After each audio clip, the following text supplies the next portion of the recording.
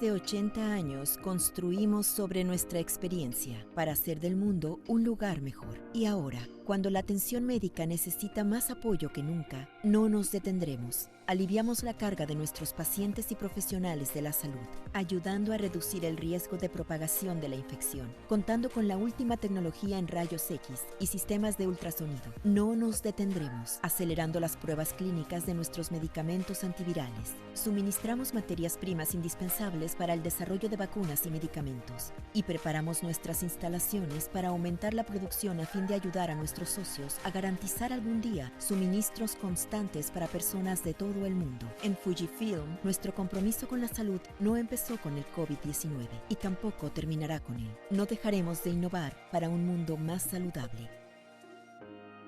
Fujifilm Value from Innovation.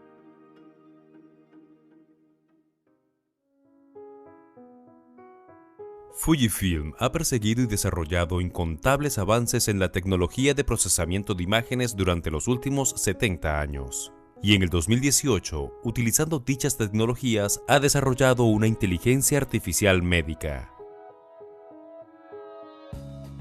Riley, una nueva tecnología por Fujifilm.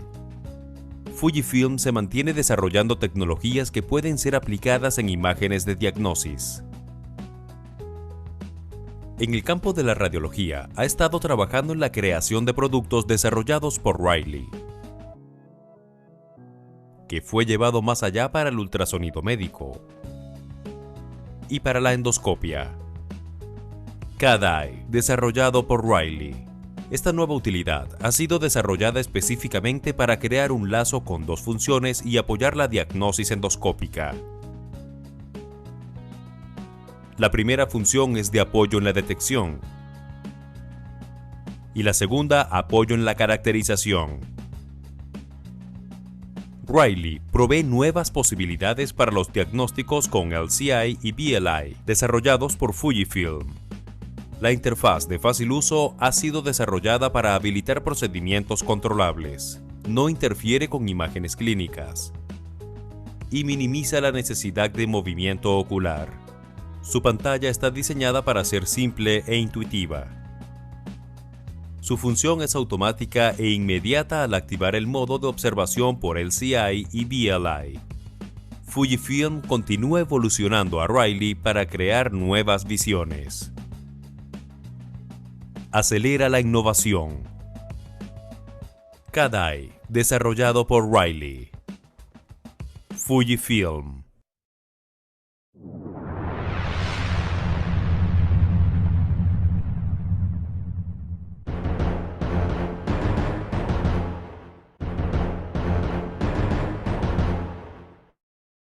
Mi nombre es Juan Carlos González, yo trabajo en la Clínica El Ávila y soy profesor de la Facultad de Medicina en la Universidad Central de Venezuela. Y por supuesto, me siento muy complacido en darles la bienvenida y darles las gracias por la participación en este webinar que lleva un nombre espectacular, que es el de gastroscopio ultrafino, cuándo y por qué. Y es muy importante porque lamentablemente, a pesar de que la endoscopia transnasal, que es lo que esta noche vamos a discutir, ya tiene mucho tiempo de conocida, tiene muchas décadas, todavía no la podemos considerar como una técnica que se está utilizando de rutina, sobre todo en nuestros países, por decirlo así, en nuestros países occidentales.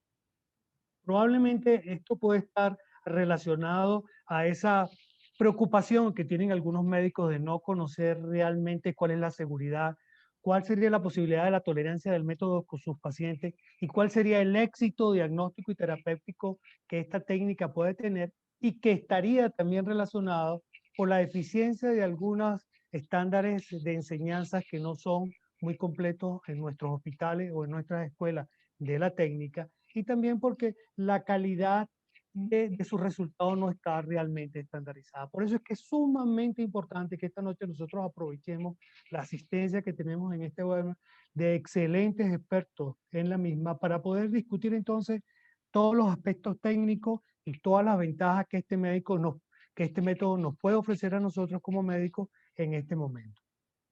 Para mí, por supuesto, va a ser un placer y es importante presentarle al resto de los participantes en el webinar.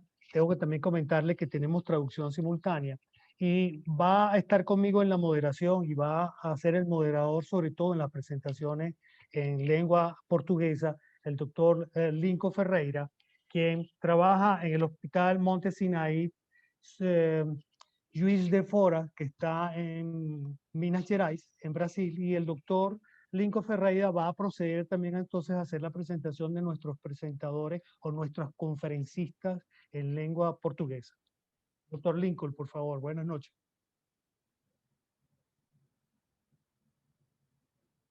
El micrófono. Tienes tu micrófono. Esquecemos, disculpe. Sí, siempre nos olvidamos de eso, ¿no? Perdón. Bueno, quiero agradecer rápidamente a Fujifilm por esta sensibilidad de haber elegido este tema. Este es un tema extremadamente importante y tenemos aquí a dos colegas muy conocidos y capacitados para hablar, que es Víctor Arantes, profesor asociado de la Universidad de Medicina UFMG y director de endoscopia de Hospital de las Clínicas, y Claudio Hashimoto, médico asistente de la Universidad de São Paulo y coordinador del Centro de Diagnóstico de Gastroenterología. Muy bien. Muchas gracias, doctor Lincoln. Bueno, a mí me toca, por supuesto, ahora el placer de introducir a nuestro conferencista en lengua española y tenemos al doctor Sergio Rubel Cohen, quien trabaja en el Hospital Barro Luco y también en Clínica Universidad de los Andes en Chile. Y por supuesto, nuestro amigo también Juan Manuel Blanca, quien trabaja en el Hospital Ángeles Metropolitano de la Ciudad de México. Yo creo que es importante ya comenzar entonces con esta experiencia. Acuérdense que queremos que esto sea una reunión en donde tengamos la participación también de ustedes, los participantes que están al otro lado de la pantalla, que nos hagan llegar todas sus preguntas y nos hagan llegar todas sus inquietudes. Los panelistas, por supuesto, están dispuestos a responder en este momento todo lo que ustedes nos manden de preguntas y de inquietudes y la necesidad de utilizar este método. Sin otro preámbulo, entonces, vamos a darle la palabra a Sergio Rubel, quien nos va a hablar de nasogastroscopio, en quién lo preferiría y por qué lo prefiero, por qué. Es muy importante esto. Adelante, Sergio. Muchas gracias, Juan Carlos. 1.000.000 de gracias a la gente de Fujifilm por quería agradecerles por haberme invitado a hablar de este tema tan importante para mí, puesto que ustedes van a ver durante la presentación, mientras la hablo, les cuento que esto ha tenido un impacto súper importante en estos tiempos. ¿Por qué? Porque la pandemia nos ha puesto además algunas indicaciones que no estaban puestas en el tapete antes. Bueno, como les decía Juan Carlos, mi idea es hablar de nasogastroscopio, en quién lo preferiría y por qué. Cuando uno habla, uno dice, bueno, ¿de qué les voy a hablar sobre la nasogastroscopía? Bueno, primero características del endoscopio ultradelgado, las características del endoscopio diagnóstico. Vamos a hacer una comparación somera entre ambos. Pero el punto más importante acá es, bueno, ¿será tan buena la visión? Es decir, ¿es tan bueno el cuento que me cuentan? ¿Por qué? Porque cuando yo tengo que decidir si voy a comprar uno, voy a comprar el otro, voy a comprar los dos, lo primero que tengo que ver es calidad versus precio versus utilidad. Y para eso tengo que estar seguro que lo que estoy comprando es igual de bueno que otras alternativas y me ofrece algunas ventajas comparativas. Utilidad y preferencia en el diagnóstico, que es lo que viene después, y el corolario al fin. Entonces, partamos con las características. Bueno, como todos los endoscopios, el nasogastroscopio, el ultradelgado, también tiene un largo de 110 milímetros, ¿cierto? El diámetro mayor externo, fíjense ustedes que es de 5,9 milímetros, siendo el canal de trabajo bastante mejorado con respecto a las ediciones anteriores de este nasogastroscopio. Es de 2.4 y prácticamente nos permite utilizar todas las herramientas que necesitemos a través de él. Tiene una microcámara con un chip super Honeycomb CCD, ¿cierto? De tecnología que genera imágenes de alta resolución. Esto, para los entendidos, es súper importante. Para nosotros es lo que les voy a mostrar después en los videos, que es mostrar realmente qué tan buena resolución tiene. Tiene 4 modos de observación: la luz blanca, el BLI, BLI Bright, el LCI y el FAIS. El sistema de foco cercano mantiene una imagen nítida y definida que puede estar hasta 3 milímetros de la mucosa gástrica. Su competencia en este caso, ¿cierto? O el punto a comparar es el endoscopio diagnóstico ultra avanzado, digamos, que tiene Fujifilm, ¿cierto? Largo 110 milímetros, es decir, similar, un diámetro un tanto mayor, 9,9 milímetros, 10 milímetros prácticamente, canal de trabajo de 2.8, tiene una microcámara con un chip, con una cámara de chip CMOS, de muchísimos megapíxeles con tecnología que genera imágenes de alta definición. También se pueden usar los 4 modos de observación en él, ¿cierto? La magnificación óptica incorporada permite controlar un aumento hasta de 135 veces, o 135 por, y el sistema de focos cercano mantiene una imagen nítida y definida entre 1,5 milímetros de la mucosa gástrica aplicando magnificación óptica de hasta 100 milímetros sin magnificación. Pero vamos a lo central. ¿Es tan bueno? Es decir, ¿es comparable realmente la imagen? Hicimos para esto, especialmente para este webinar y con consentimiento del paciente, le pedimos la posibilidad de realizar una endoscopía primero con un endoscopio de los avanzados normales, ¿cierto? Con magnificación óptica electrónica, y posteriormente hicimos en el mismo paciente, repetimos la endoscopía con el nasogastroscopio. Y vamos a comparar las imágenes, van a ver ustedes mismos, no tengo por qué yo contarles, sino que ustedes pueden ver. Esto es una endoscopía con el endoscopio normal, ustedes ven, estamos entrando, el esófago, ¿cierto? Llegamos al cardias, vemos ahí algunas erosiones, van a ver que estoy usando BLI y LSI en forma constante. Yo prácticamente utilizo durante toda la endoscopía el LSI, y el BLI lo utilizo para enfocar puntos, situaciones puntuales o áreas puntuales, ya sea por lesión o ya sea porque me interesa mucho hacer una comparación entre una metaplasia, un área de metaplasia y otra. Vean ustedes cómo se ve toda la mucosa con el LSI. Permanentemente estoy usando el LSI en este momento, y vean ustedes la gran definición que tiene, pero además el contraste de colores, es decir, cambios tenues en la mucosa me permiten, el LSI me permite visualizarlo con gran definición y con gran distinción entre un color y otra tonalidad levemente distinta. Esto es con el endoscopio diagnóstico normal. Pero ¿qué pasa con el nasogastroscopio? Aquí estamos entrando a través de la nariz, ¿cierto? A través de las fosas nasales. Vean ustedes el esófago y el cardias. Y fíjense ustedes en la línea Z, la gran definición que hay, la pequeña área de metaplasia hacia las 12, que luego torna un poquito hacia la 1 y hacia las 2. Aquí estamos usando BLI, vean ustedes la vascularización, y luego entramos nuevamente con LSI mirando todo el esófago. Nosotros hemos tenido un aumento importante en el cáncer esofágico, y por lo tanto nosotros miramos el esófago 3 veces, luz blanca, BLI y LSI. Aquí ven ustedes, yo ya había hecho una biopsia, es decir, un test de ureasa con el endoscopio normal, y por eso es que había ahí una pequeña lesión mucosa. Vean ustedes cómo el BLI permite mirar muy bien hasta las vellosidades sin tener que usar magnificación, ¿cierto? Que este endoscopio nos carece de ella, digamos, de la magnificación óptica. Vean ustedes la gran definición, el contorno y los colores, usando el LSI en forma permanente. Ya podremos hablar de la utilidad del LSI y el BLI más adelante. Vean ustedes la incisura angular, ¿cierto? La gran visión de la vascularización, la nitidez de la imagen, no tienen mucho que envidiarle al endoscopio normal, y perfectamente útil para diagnosticar pequeños cambios, tenues cambios en la coloración o tenues cambios en el relieve de la mucosa. Por lo tanto,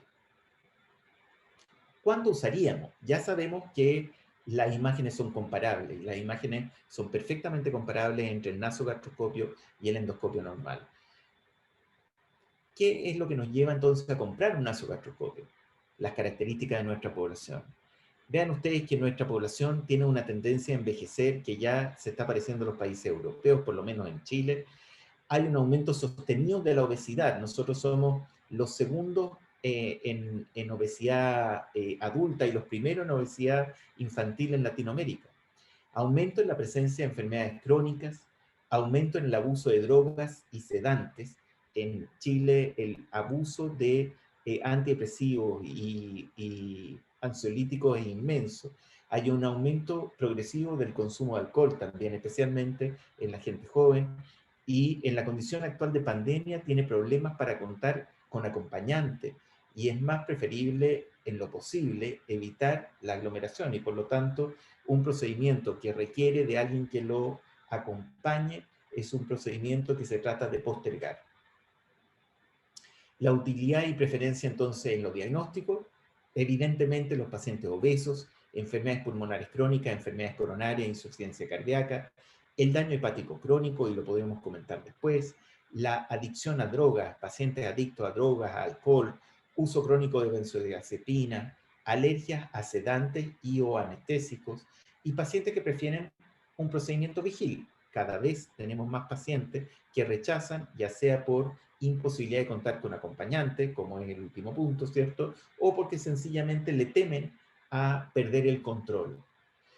Este tipo de pacientes obviamente son pacientes que nosotros o utilizaríamos en ellos anestesia dada por un anestesiólogo, ya sea una sedación profunda endovenosa con propofol, o incluso en algunos casos se requiere de anestesia general en los casos de pacientes crónicos, ¿cierto? O extremadamente obesos. Esto soluciona estos problemas, el uso del nasogastroscopio, puesto que nos permite hacer la nasogastroscopía perfectamente en un paciente vigil. Como corolario, entonces, ¿qué les puedo contar? El endoscopio ultradelgado ofrece una imagen óptima, eso ya se dieron cuenta ustedes porque se los mostré. El procedimiento transnasal diagnóstico es similar al ingreso vía oral, tanto en complejidad, riesgos y tiempo de realización. El hecho de entrar transnasal no nos aumenta el tiempo de procedimiento, y por el contrario, el paciente presenta mucho menos sensación de arcada, ¿cierto? Mucho menos desconfort, y en la gran mayoría de los casos lo hacemos solamente con anestesia local. Genera mucho menor incomodidad para el paciente, entonces no requiere de sedación ni de acompañante, y tiene gran utilidad en pacientes con mayor riesgo anestésico y en los adictos. Eso es lo que les quería comentar sobre, en líneas generales, comparando uno con otro. Ok, fíjate, está interesantísimo lo que tú nos acabas de plantear, y por supuesto ya sabemos por qué escogiste el nombre de esta conferencia, que era a quién y por qué. Yo no quise interrumpirte cuando estabas presentando tus imágenes, porque las imágenes endoscópicas hay que disfrutarlas como las hemos disfrutado todo, pero quisiera hacer los siguientes comentarios ya, y voy a abrir la discusión para todo el panel. Yo creo que hay cosas importantes en lo que tú acabas de plantear. Vamos con el instrumento primero. Fíjate, este instrumento que tú nos has presentado ahorita, que es un endoscopio ultrafino porque tiene menos de 6 milímetros, tiene 5.9 milímetros, y ese es un concepto que tenemos que también nosotros que aclarar. Tiene una ventaja, que es que tiene un canal de 2.4, que es un canal superior a los endoscopios anteriores, que por supuesto te va a permitir, o le va a permitir a todo el explorador tener un canal para mayor aspiración, y la posibilidad a lo mejor de utilizar pinzas diferentes a las que se utilizaban en los canales más pequeños de 2 milímetros. Y la otra ventaja que tú nos acabas de presentar con este endoscopio, que es un 740N Fujinov, esa es la presentación de este endoscopio, es que tiene esta banda estrecha, tiene el BLI y tiene el LCI. A mí me gusta muchísimo el LCI, y ya tú lo has planteado, porque es una combinación con la luz blanca, utilizando la misma onda de luz del BLI Bright, que te permite tener una gran claridad y una luz muy brillante, que te va a mejorar lo que tú acabas de decir en la detección de las lesiones, y sobre todo lesiones muy tempranas. No solamente las lesiones de irregularidad en el esófago, sino lo que tú planteabas en el estómago con las variables de color, porque tiene la capacidad de poder detectar estos vasos superficiales neoplásicos y darnos un color rojo anaranjado. Entonces, yo creo que estamos utilizando el mismo armamento, la misma herramienta diagnóstica en un momento dado con el transoral que tú lo presentaste, con la ventaja del diámetro. Lo de la sedación es evidente. Estás citando, sobre todo en esto que tú nos estás planteando, de patología, donde la sedación es un alto riesgo y donde la mayoría de los malos ratos que uno puede pasar con estos pacientes precisamente están muchas veces relacionados con la sedación. Pacientes mayores, pacientes que tienen enfermedades cardiovasculares importantes o crónicas o la misma patología que tú has planteado. Quiere decir que ya tú nos diste una entrada de cuáles serían los pacientes y realmente no existe ninguna diferencia. Yo vi que pasaste rápidamente el esfínter esofágico superior. ¿Cuáles son las complicaciones que has tenido para pasar el nasoscopio? ¿Cuáles serían las posibilidades de complicaciones que tú esperarías cuando utilizas el nasoscopio entonces en tus pacientes? A ver, el único problema que podríamos tener es efectivamente por el acceso transnasal. Ahora, mucha gente le teme al ingreso transnasal, tanto médicos como pacientes. Y lo primero que uno tiene que hacer es explicarle al paciente, puesto que yo hago esto sin sedación, es decir, el paciente está absolutamente vigil. Es más, le muestro la pantalla de la torre y le muestro qué es lo que está viendo y qué es lo que estoy viendo yo. Y eso lo tranquiliza bastante porque ve que hay espacio. La gente mira el endoscopio y dice, pero ¿cómo va a pasar eso por mi nariz? Fácilmente. Nosotros preparamos el conducto. No es que lleguemos y nos lancemos con el nasogastroscopio. Nosotros usamos dimecaína en gel al 10%, ¿cierto? Y anestesiamos las dos narinas porque siempre nos gusta ver por cuál quedamos más cómodos y por cuál es más cómodo al paciente. Y posteriormente, luego de 2-3 minutos de aplicación del gel, usamos un vasoconstrictor. En el caso nuestro es iliadina o oximetazolina, ¿cierto? Que es un vasoconstrictor potente, pero de muy corta acción que no va a generar posteriores problemas. La silocaína se la pones con una turunda y el vasoconstrictor se lo pones con un spray. Exactamente. Okay, eso es importante. Tú no Exactamente. utilizas la sedación en la orofaringe en tus pacientes, nada más tu sedación nasal. Eso es una gran ventaja. Muchas veces, a pesar de que algunos dicen que ya tienen preparado la orofaringe por si fracasan la entrada del naso, pero muchas veces la lidocaína a la entrada del paciente hace una pequeña aspiración y empieza a toser también con el uso. No sé si hay alguna diferencia con los miembros del panel en cuanto a esta premedicación para pasar el nasoscopio. ¿Ustedes utilizan algún otro anestésico o utilizan algún otro vasoconstrictor diferente? En mi caso es lo mismo, nada más cambia el nombre de acuerdo al país, pero básicamente es lo mismo. ¿Utilizas también la oximetazolina, Juan? Sí, utilizamos un sedante, la gilocaína y un vasoconstrictor. Okay. Básicamente. ¿Y en Brasil utilizan más la nafazoline que la oximetazolina o utilizan también la oximetazolina? Es importante aclararlo porque acuérdense que estamos a veces utilizando productos que son diferentes en varias naciones de Latinoamérica. ¿Qué opina el doctor Víctor y el doctor Hashimoto y el doctor Lincoln? ¿Utilizan algo diferente en la premedicación? Gracias, muy buenas noches a todos y felicitaciones al doctor Sergio por excelente presentación. Acá usamos la misma estrategia, ¿no? La vasoconstricción hacemos con la fazolina, luego el gel. Importante pasar el gel primero porque el gel no tiene tanta irritación.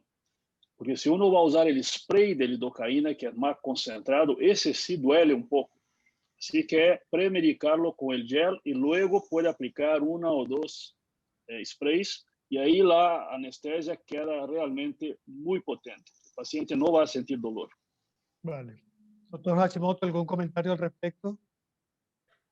Boa noite, doutor Sérgio. Buenas noches. Excelente presentación, doctor Sergio, muy didáctica. nosotros solemos usar la lidocaína en gel y es importante también con relación a la técnica que es esperar que el anestésico haga su efecto, ¿no? Esperar al menos 3 minutos, a veces un poquito más, a veces probamos la narina con un ase de algodón para saber si el paciente tiene alguna incomodidad. Si no tiene ninguna incomodidad, podemos pasar por la narina sin ningún problema. Y no usamos vasoconstrictores, solamente lidocaína gel y después el spray. ¿Algún otro comentario al respecto que ustedes tengan? Y yo quisiera también comentar que a mí me entusiasma muchísimo ver que estos equipos tienen un ángulo de visión exactamente igual, el transoral y el transnasal. Son 140 grados, o sea que estamos utilizando prácticamente el mismo ángulo de visión. Quizás la diferencia pudiera ser la visión cercana, como tú dijiste, 3 milímetros, pero con este sensor de imagen que tiene el equipo, da una imagen de alta calidad, que es un sensor CCD, ¿no? Que lo podemos comparar en un momento dado. Y muchos a lo mejor nuestros participantes en el webinar tienen los equipos 590 que tienen este sensor CCD y la imagen es exactamente igual, es una imagen de alta resolución.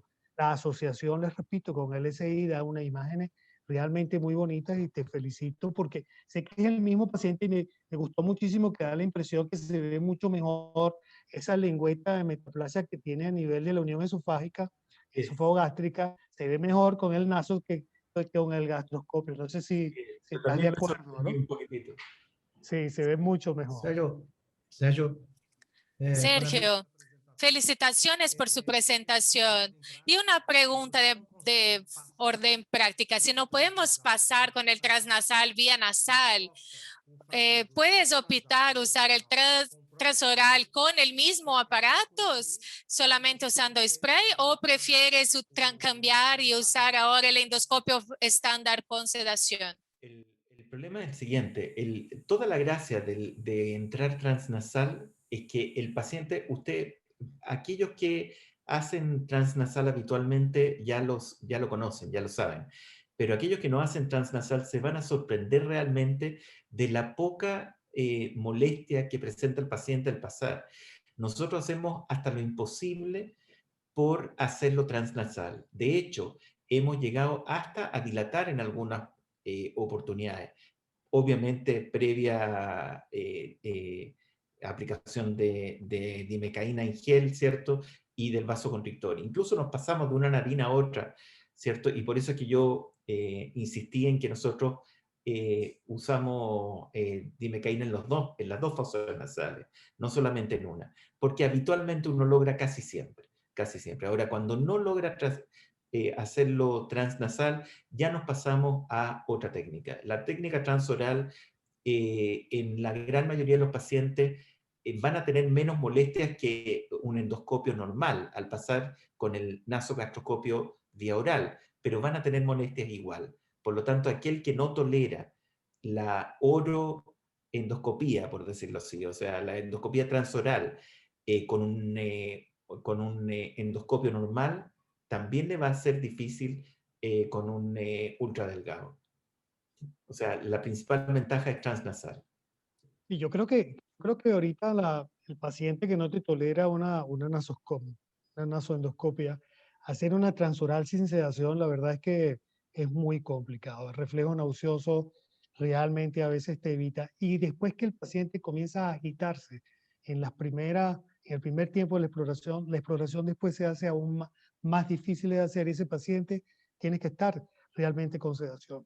Yo le quería hacer un comentario a ustedes y yo no sé si nosotros los gastroenterólogos nos estamos beneficiando a lo mejor también de la referencia del otorrino, pero nos estamos beneficiando también con la experiencia previa del paciente. Muchos de estos pacientes que llegan a nuestros consultorios por enfermedad de reflujo gastroesofágico, en donde ya el otorrino le ha planteado, usted tiene una enfermedad de reflujo gastroesofágico y tiene que verse con el gastroenterólogo, vienen con una, con dos o con más nasoscopias hechas. O sea que ya el paciente también tiene una experiencia previa del instrumento a través de la nariz. No sé si ustedes tienen esa experiencia y les ha servido también para facilitar la práctica de la endoscopia transnasal. Cuéntenme. Bueno, habitualmente nosotros lo que hemos visto, en realidad en Chile el reflujo gastroesofágico casi siempre lo hace el endoscopista.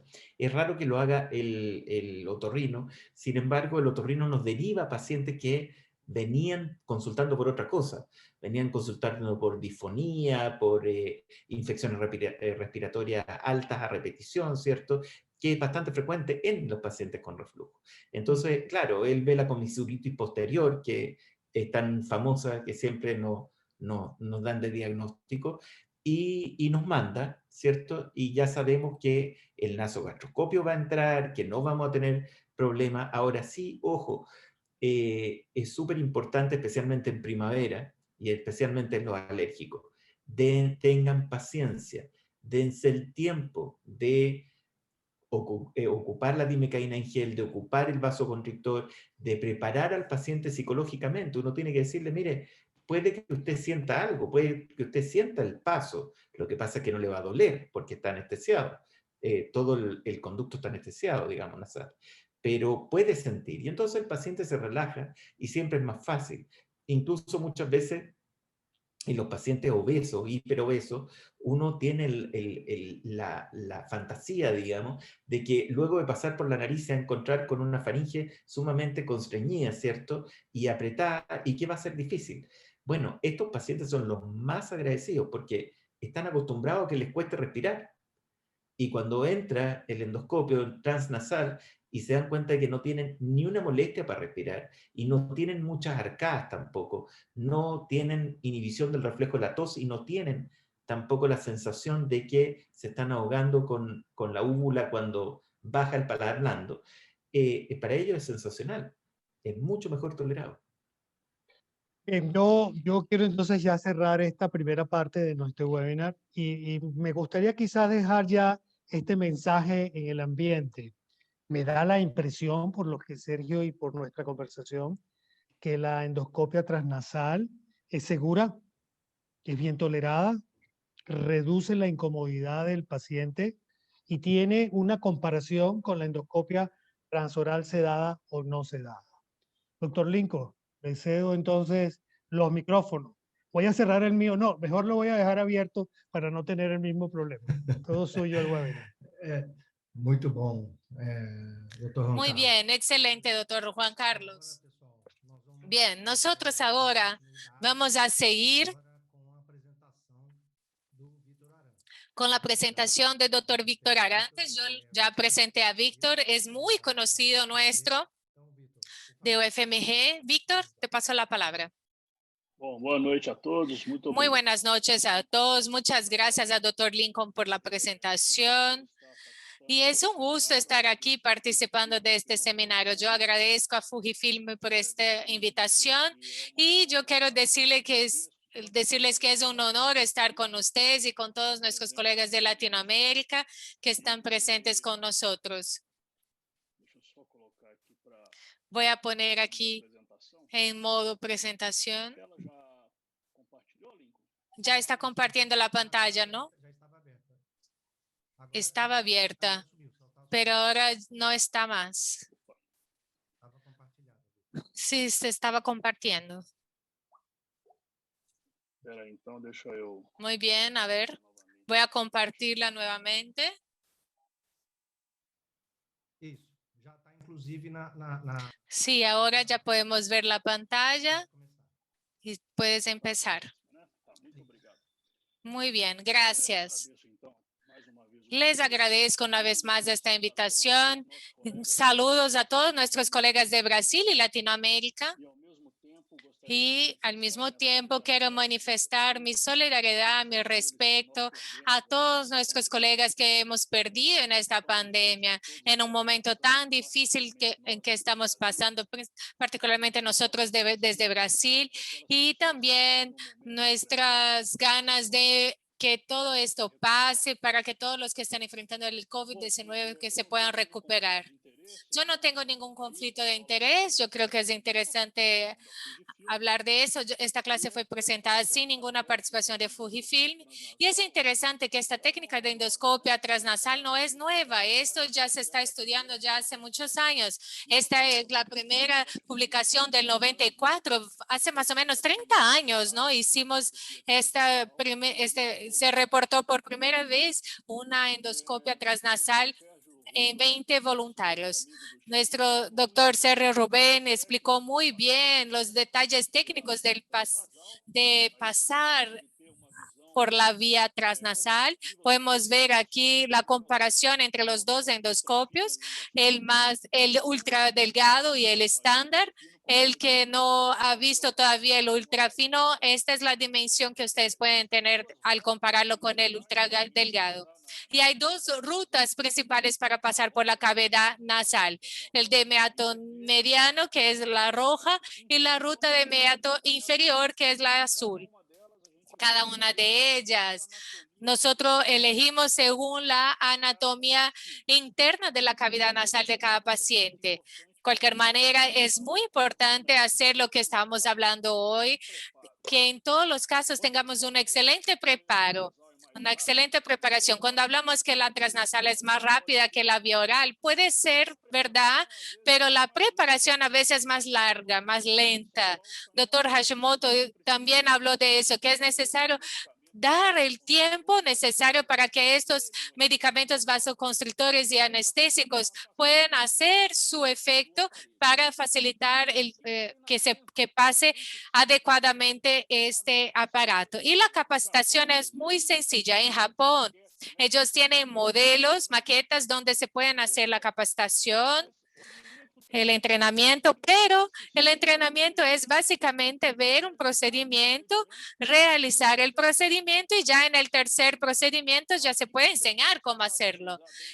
Solo hace falta familiarizarse con la técnica de preparo y con la anatomía de la técnica de cavidad y la anatomía nasal. Y después de eso pasa a ser ya un examen tradicional endoscópico con la diferencia de que el paciente va a participar activamente del proceso. Incluso él puede hacer preguntas o comentarios durante el procedimiento. Hay algunas contraindicaciones importantes que tengamos en cuenta. Por ejemplo, pacientes que tienen traumas nasales o cirugías ya no son buenos candidatos para esta técnica. Estudios de coagulación importantes o historias de epistaxia recurrente, alergias a los componentes anestésicos y algunas situaciones más raras como tangialexasias y también una situación de falla de pasaje de nasofaringes con las desviaciones de septos acentuados que hacen que sea imposible pasar el aparato. Los polipoides nasales también son situaciones que pueden ser limitantes. Bien, yo voy a hablar un poco acerca de la práctica clínica de la endoscopia transnasal y voy a mostrarles las evidencias científicas. Sin embargo, estas evidencias científicas que tenemos en esta presentación no son de Japón, ni de China, ni de Corea, ni Francia, ni otros países. Son evidencias producidas aquí en Brasil en grupos donde estuvimos estudiando. Entonces, empezamos por una indicación que me parece la mejor, la campeona, que son los pacientes que necesitan rastreo o vigilancia de neoplasias. En situaciones especiales, también pacientes de alto riesgo para cáncer con cáncer de estómago de Barrett. Esta es una población que estudiamos en Brasil a partir del 2008, cuando volvimos de Japón por primera vez. Empezamos un estudio en nuestra universidad con un programa de rastreo de cáncer de esófago con endoscopia transnasal. Seleccionamos pacientes de alto riesgo, que eran los que tenían cáncer de cabeza y cuello. Y esta es una población muy interesante para que se use esta técnica, porque hay todo un cambio de la anatomía de estos pacientes. Entonces, en el preoperatorio, vemos aquí una masa donde el paciente tiene este tumor, o en el postoperatorio cuando se hace cirugías en la naringe y la faringe, y en este caso es muy interesante. Hicimos el protocolo utilizando técnicas de cromoscopía digital y con Lugol en esta población de alto riesgo. Y lo que encontramos en números es eso lo que están viendo. Realmente la tolerancia es excelente. Prácticamente el 97% de los pacientes con una tolerancia buena o excelente, con ausencia de dolor o incomodidad, considerado muchas veces solamente mínimo por casi el 90% de los pacientes. Y lo que encontramos en esta experiencia fueron varios casos. Y aquí ustedes pueden ver la calidad de la imagen, ¿no? Tenemos una luz blanca aquí con FAIS en la ocasión, y la ventaja también que tuvimos, los que no tienen acceso a las tecnologías más actuales pueden usar la cromoscopia con colorantes como Lugol. Aquí está una lesión Lugol que queda rosada. Esta es nuestra casuística publicada del 2012. Encontramos 12% de pacientes con cáncer de esófago y 70% que eran de tumores precoces. Pacientes com varizes Y otro esofagogásticas. paciente, hepatopatas crónicos. Dr. Anderson Faria, que Y conduziu nosotros orientamos un doctor acerca de hepatopatia los crônica. pacientes con hepatopatía crónica, y él presentó su defensa el 2016. Dr. Lincoln fue el examinador de Dr. Anderson, y lo que encontramos en la población de pacientes hepatopatas, que eran pacientes cirróticos con hepatitis B, C, fue el mismo resultado, con una tolerancia excelente al examen o buena, y la minoría de los pacientes tuvieron una mala tolerancia.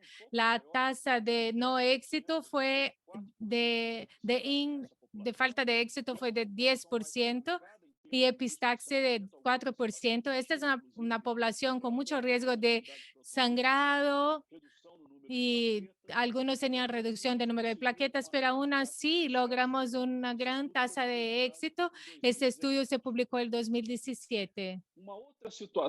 Y otra situación que yo creo que es una aplicación realmente muy, muy importante es la epidemia que estamos viviendo en todo el mundo, que es de la obesidad. Nosotros nos interesamos en estudiar el papel de la endoscopia transnasal en esta situación. Estas investigaciones se hicieron bajo la coordinación del doctor Amaury Javier para su tesis de maestría, evaluando la endoscopia transnasal para los pacientes obesos que son candidatos a la cirugía bariátrica. Este fue un estudio registrado en Clinical Trials, y el criterio de inclusión eran los mismos de la cirugía bariátrica. Los pacientes con IMC por encima de 40 kilos o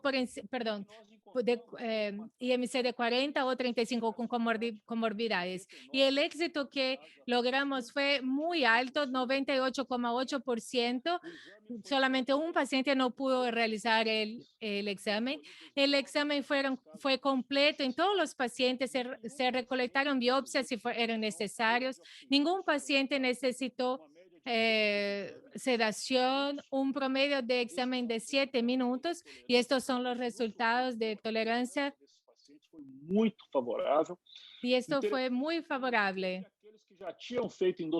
Y entre los que hicieron endoscopia por vía oral, la mayoría, el 73%, declararon que preferían la endoscopia por transnasal sin sedación.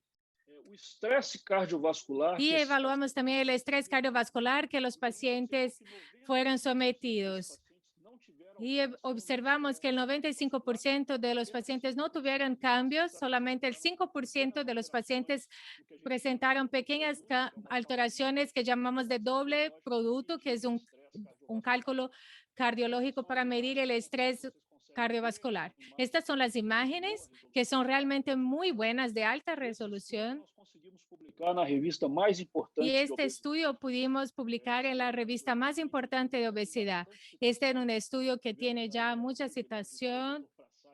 Tuvimos ya algunos como el doctor Passad, como coautor, el doctor Amaury sigue estudiando y ahora super obeso. O paciente y super estamos viendo con el paciente súper obeso. é paciente Y este es un paciente con mucho,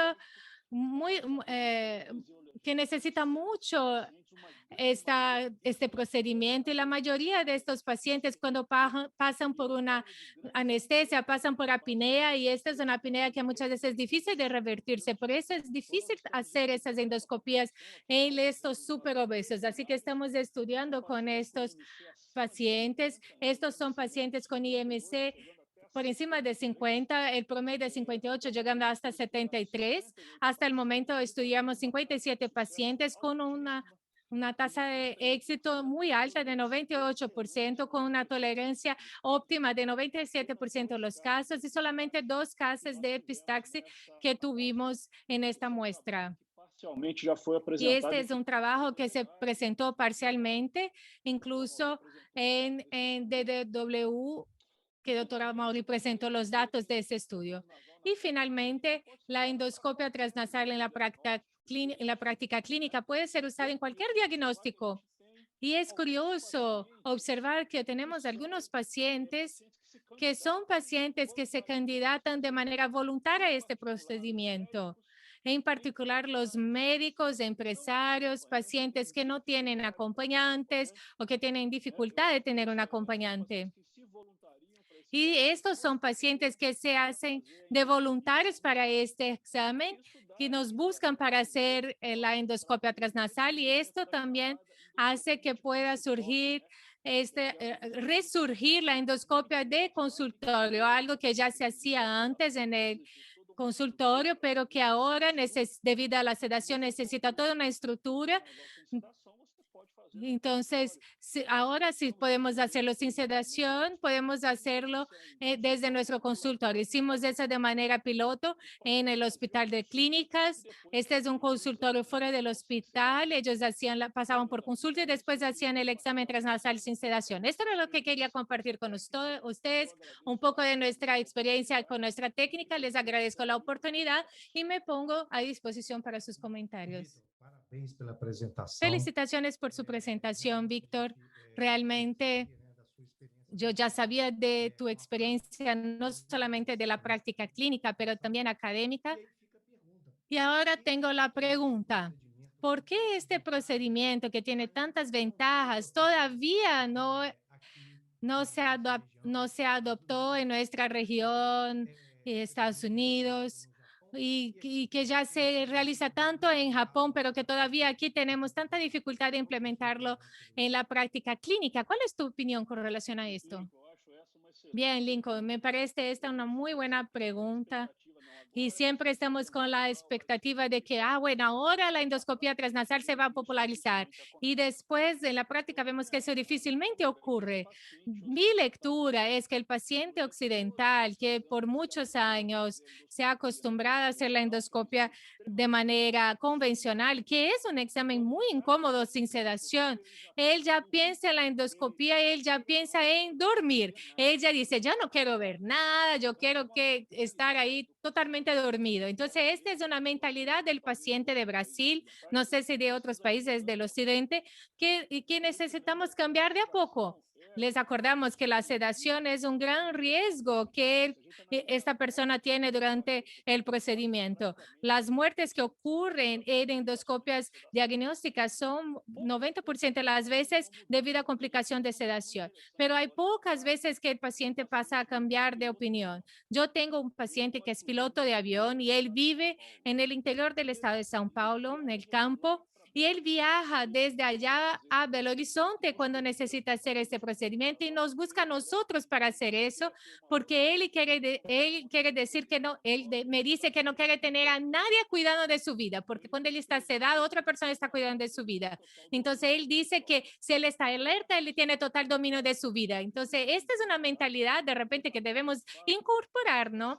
Y en Japón, de hecho, los pacientes tienen esta preocupación muchas veces de perder un día de trabajo porque esto tiene un alto costo para ellos. Y esta también es una filosofía que podemos presentar a nuestros pacientes. Yo veo a pacientes que vienen a hacer una endoscopia y piden 2, 3 días de licencia médica. Es el opuesto de lo que vemos de allá afuera. Y muchas veces médicos y empresarios que no quieren perder días de trabajo, ellos nos dicen, no, no quiero hacer con sedación porque yo quiero salir de aquí y volver a trabajar. Entonces, esto es algo que observamos como un factor motivador para los pacientes, pero lamentablemente es una minoría de pacientes que tienen esta actitud.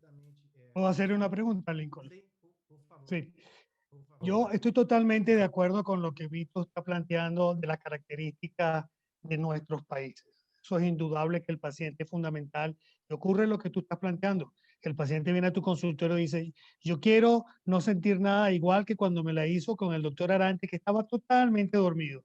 Y ahí te está dando una señal que tiene que estar sedado. Eso pudiera explicar en un momento dado. Pero fíjate también, yo quisiera preguntar en cuánto de los currículos de nuestros gastroenterólogos, de nuestras escuelas, está la capacitación con endoscopia transnasal. Es muy poco. Entonces, estamos capacitando al gastroenterólogo a hacer una endoscopia con una excelente calidad transoral, sale a la consulta privada, adquiere un equipo transoral y ahí ya viene una dificultad de adquirir otro equipo que pudiera en un momento dado ser una doble inversión para el gastroenterólogo. No está entrenado. Nosotros no enseñamos a nuestros residentes a una evaluación previa de la nariz o de las cavidades nasales o de las carinas en un momento dado. Entonces, la dificultad en la capacitación de este método también está relacionada con la disminución del uso en la práctica diaria del método. Eso nos diferencia de los japoneses, doctor Hashimoto. Probablemente usted tiene más experiencia, pero un alto porcentaje de gastroenterólogos en Japón, hay un trabajo por ahí que dice que más del 50 al 75% hace la endoscopia transnasal, a todo lo contrario a nosotros, en donde no llegamos ni siquiera a un 10 o un 20% para la práctica. Lo de la sedación, totalmente de acuerdo. Tú te estás quitando todos los problemas de la sedación en estos pacientes que tienen un alto riesgo. Después tengo otra pregunta, pero voy a dejar que Lincoln siga. Eu só queria colocar uma pergunta rápida para todos, porque nós falamos aqui do Una 740. pregunta rápida para todos. Hablamos de 740, pero si pensamos en una procesadora 4450 o similar o 580 de luz blanca, aún así me parece que es una gran ventaja usar este aparato como un segundo aparato, un segundo dispositivo. ¿Están de acuerdo? Totalmente. Para que no estemos solamente hablando del 740. Sí, estoy totalmente de acuerdo. De hecho, vamos a ver en las próximas ponencias con doctor Claudio y doctor Juan Blancas que van a mostrar las utilidades de estos tipos de equipos, principalmente en servicios diagnósticos y también terapéuticos. Este aparato, este dispositivo tiene muchas utilidades y yo estoy de acuerdo cuando estamos estructurando el servicio, al invés de comprar varios gastroscopios semejantes, tener un aparato ultra fino abre una serie de posibilidades, sea por una endoscopia transnasal o otras también que el aparato puede llevar a un servicio de alta complejidad. Muy bien, yo abro ahora para las preguntas del público. Si alguien quiere hacer una pregunta, puede usar el campo de Q&A. Juan Carlos, sí, doctor Claudio. Por gentileza, Víctor, belíssima aula, Víctor, excelente. muy bien, excelente clase. Parabéns pelo trabalho. Felicitaciones por este trabajo de rastreo de cáncer de esófago en pacientes de cáncer de cuello y cabeza. Este es un tipo de investigación que me atrae mucho. Yo tengo duda con relación a la aceptación del paciente de la endoscopia con Lugol. Sabemos que en este caso es particularmente irritante, causa espasmos del esófago y me gustaría escuchar tu opinión. ¿Cuál fue la experiencia de usar el Lugol en un paciente totalmente despierto? Muy buena pregunta, Claudio. Te agradezco, de hecho. Nosotros utilizamos una concentración un poquito más baja. Al comienzo, cuando hicimos un estudio piloto, empezamos con una concentración de 1,5, 2%. Los pacientes tenían mucha irritación de esófago, sensación de dolor, pero cuando disminuimos la concentración a 0,8, porque fue la que usamos en nuestras tesis, el índice de dolor torácico fue de 8%. Mucho más tolerable para el paciente con esta concentración más baja. Entonces, fue así que adoptamos en nuestra práctica. Estamos usando el Lugol menos concentrado. Excelente. Muy bien, gracias, excelente. ¿Alguna otra pregunta? Y una pregunta para Víctor. Víctor, Tengo ¿tú una- crees que en este momento, con tu excelente exposición, con tus trabajos publicados, nosotros pudiéramos decir que la endoscopia transnasal debería ser una arma de uso rutinario en aquellos centros en donde se puede hacer un screener o un cribado de las lesiones neoplásicas de esófago? Sin lugar a duda, doctor Juan Carlos, excelente comentario. Yo creo que esta alternativa transnasal es súper útil para este tipo de paciente. ¿Por qué? Porque es un examen largo que requiere mucho tiempo y al ser por vía transnasal con una buena preparación, el paciente tiene una buena tolerancia. El promedio de la duración de nuestros exámenes en esta población fue de 20 minutos. Es decir, hacíamos todo, luz blanca, cromoscopía digital, luego Lugol, y hubo una tolerancia, como he mostrado, arriba de 90%. Así que para estas técnicas, estos casos que requieren un examen muy detallado y largo, demorado, la vía transnasal sin sedación es una muy buena alternativa. Excelente.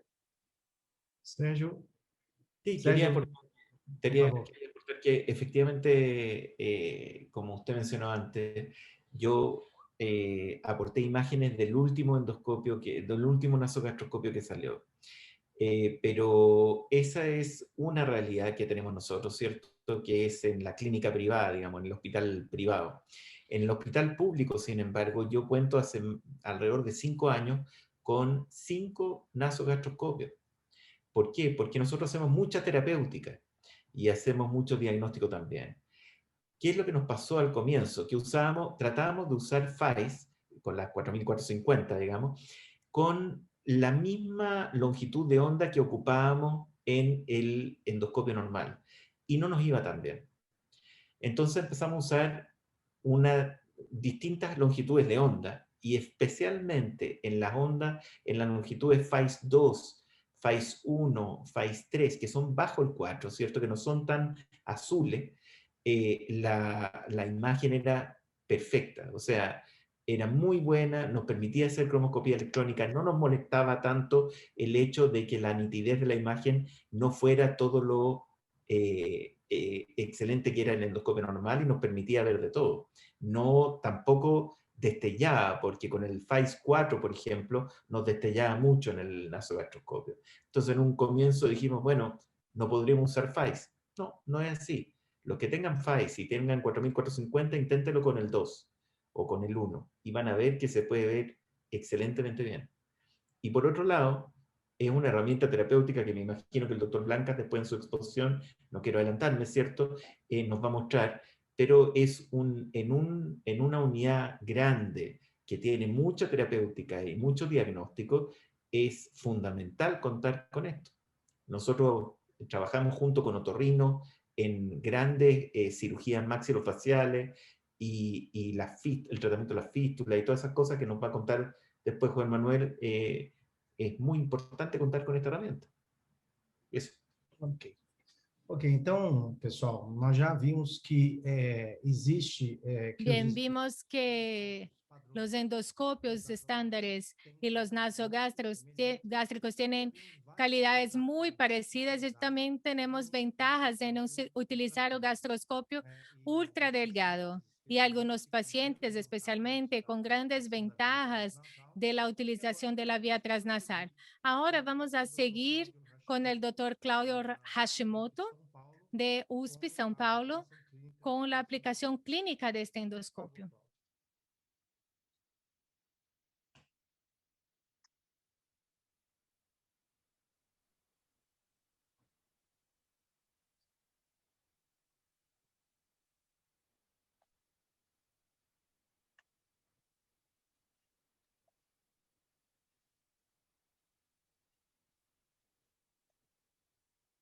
Doctor Claudio. Está na tela, Cláudio.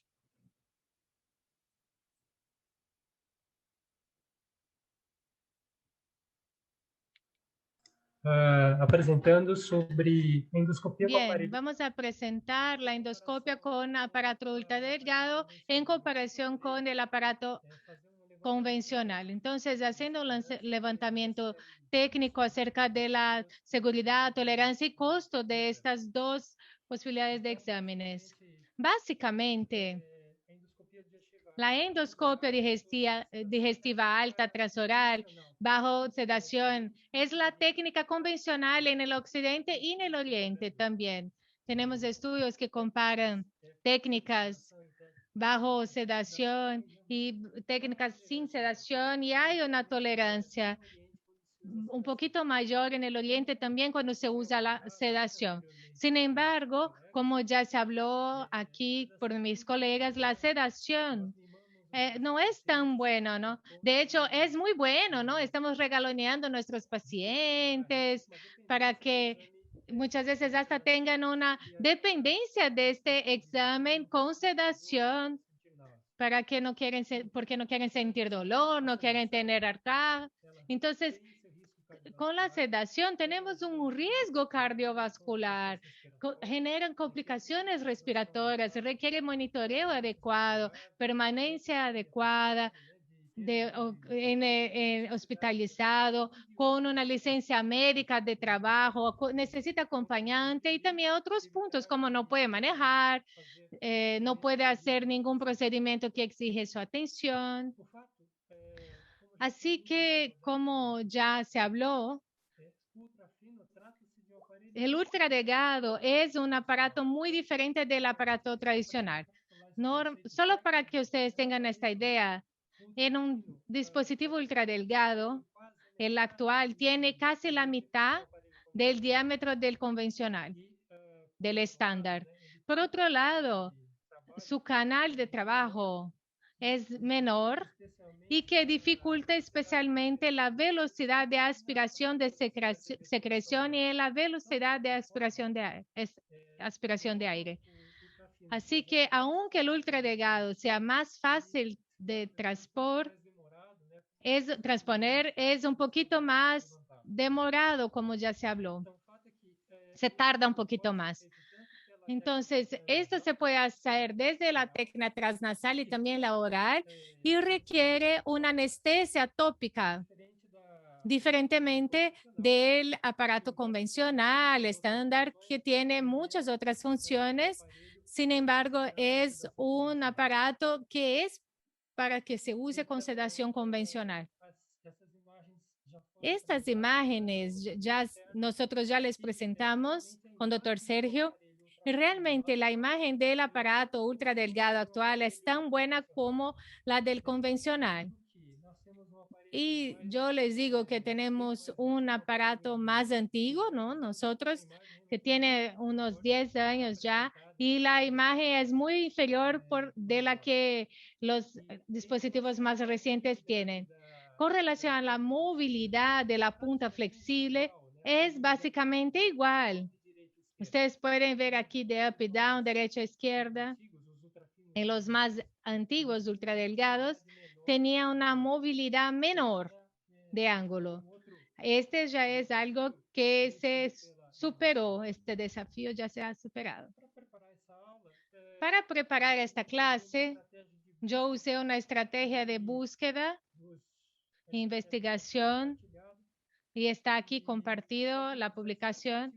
Solamente 17 artículos fueron vistos en esta estrategia.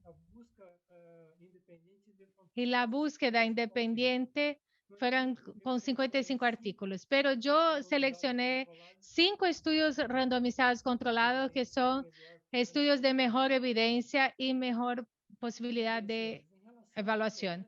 Con relación a la tolerancia, ¿qué vimos con relación a la literatura? Vean, todos estos trabajos son randomizados y tienen una metodología robusta. Y cuando comparamos La endoscopia transnasal sin sedación con la oral con sedación convencional, en los dos estudios que han comparado la convencional bajo sedación, la tolerancia del paciente fue significativamente mejor que las otras técnicas. Sin embargo, cuando evaluamos los estudios que comparan la técnica transnasal con la técnica oral sin sedación, la transnasal realmente va mucho mejor con relación a la tolerancia en comparación con la oral sin sedación. Entonces, como les comentaba, ¿no? La sedación todavía es el estándar oro de la endoscopia, no solamente en el occidente, pero también en el oriente. Con relación a la tolerancia, la pregunta fue, ¿repetir el examen con el mismo preparo? De la misma manera, cuando comparamos la endoscopia sin sedación versus la convencional con sedación, la aceptación de la sedación es mucho mejor en comparación con las técnicas sin sedación. Sin embargo, cuando comparamos la ruta transnasal con la ruta oral, la técnica transnasal tiene una aceptación muy superior en relación a la oral. Es algo intuitivo, un poco lógico también en relación al análisis de estos resultados. La tolerancia también se puede evaluar por esos parámetros objetivos, porque cuando observamos, vamos a repetir el examen, vamos a hacer este preparo, esto tiene un factor subjetivo y el objetivo ya se describió por doctor Arantes, que es el tema del P, que es la multiplicación de la DFC por la presión sistólica, y vemos que la técnica transnasal es muy superior a la técnica oral sin sedación. Básicamente en todos los elementos como taquicardia, presión arterial sistólica y NDP. Y así que la técnica transnasal causa menos incomodidad que la técnica oral sin sedación. Esta información también es muy intuitiva, ¿no? Y el que practica el examen transnasal, ya vemos claramente esta tendencia. Con relación a la seguridad. Esta es una tabla un poco más larga y parte de este resultado ya se habló por doctor Arantes y doctor Sergio en relación a un examen completo. Cuando pasamos del aparato vía transnasal, básicamente en más de 90% de los casos fue posible hacer el examen completo. En los pocos casos transnasales que no fueran posibles de hacer por esta ruta, fueron debido a un dolor intenso, epistaxia o también dificultad en la cavidad nasal. Entonces, básicamente no hay diferencia entre la ruta transnasal y la oral. Y el factor limitante, sin duda, con relación a la transnación es cuando ocurre un sangrado nasal. Aún en pacientes sin historial previo de epistaxia, sin traumas nasales, cardiopatías, la tasa de sangrado nasal pasa de 4 a 13 o hasta 20% de sangrado nasal. Ya del otro lado, hay estudios randomizados que indican 0 de epistaxia. Entonces, tal vez aquí depende un poco de la curva de aprendizaje y habilidad del que está realizando el examen transnasal. Y lo mismo con relación a la seguridad, pensando en las náuseas y cuando no hay la estimulación de la base lingual y el aparato pasa por la faringe, la técnica transnasal causa menos náuseas y menos dolor de garganta en comparación con la técnica oral sin sedación usando el aparato convencional. Sin embargo, como el aparato tiene que pasar por la nariz, si el preparo no es adecuado y la narina no está debidamente anestesiada, este ya es un punto que es el talón de Aquiles, ¿no? De este procedimiento, porque el paciente va a quejarse y no va a tener tanta tolerancia a esta técnica transnasal.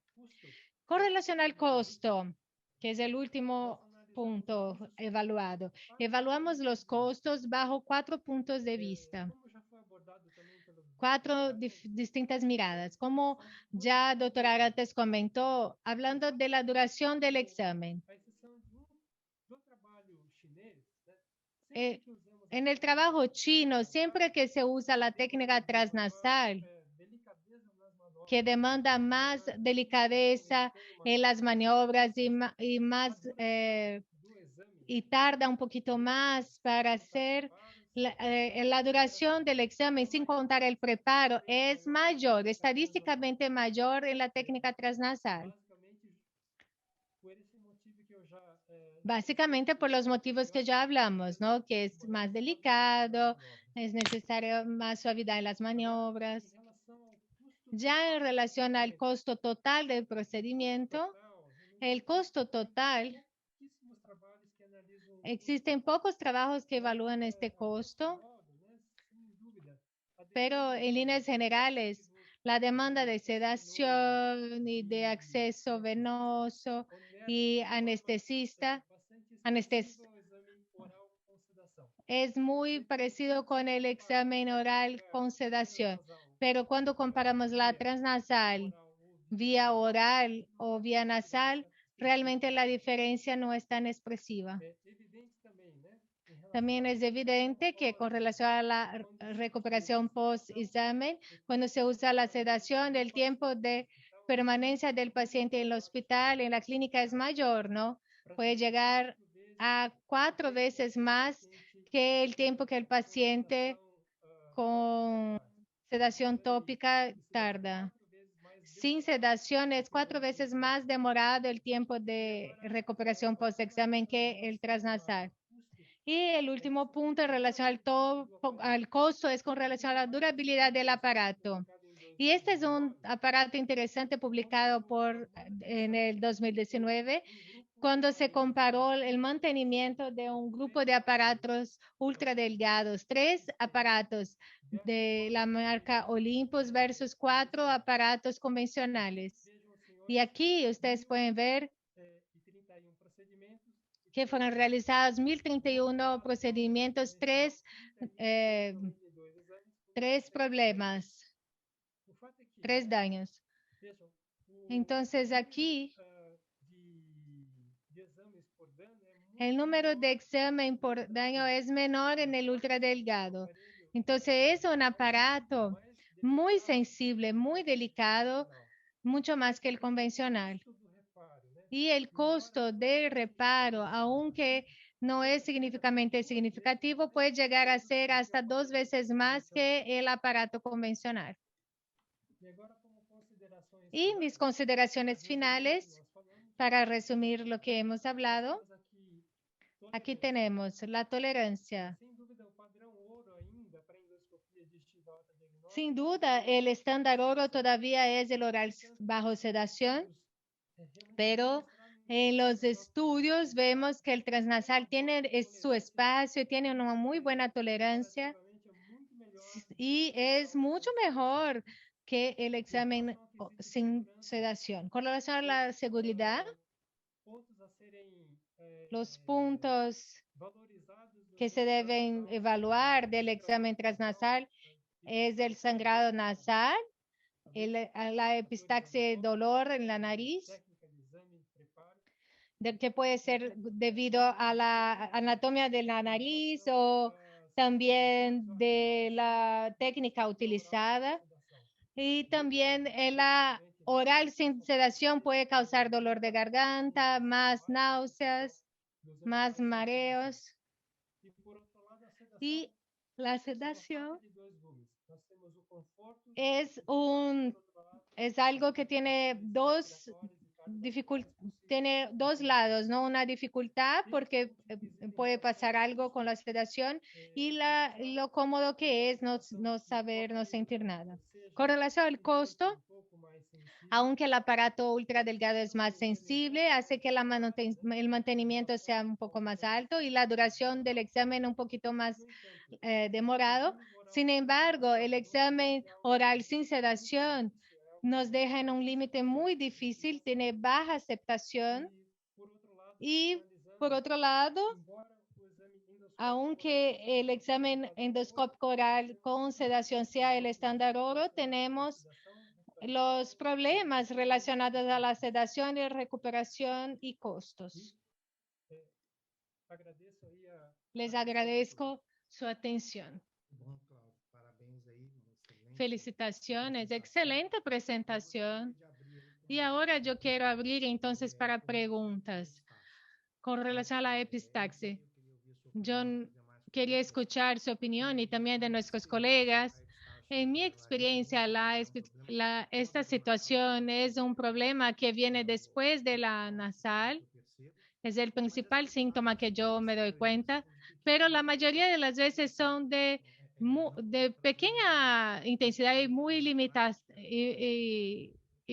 y poco limitada. Entonces, yo quería saber su opinión con relación a eso. En mi opinión, uno de los factores que también se pone como un factor de exclusión del transnasal es cuando el paciente tiene síntomas de inflamación de las vías aéreas superiores. De repente un paciente que tiene tos o algunos síntomas gripal. Este es un paciente de alto riesgo debido a la congestión nasal y la mucosa.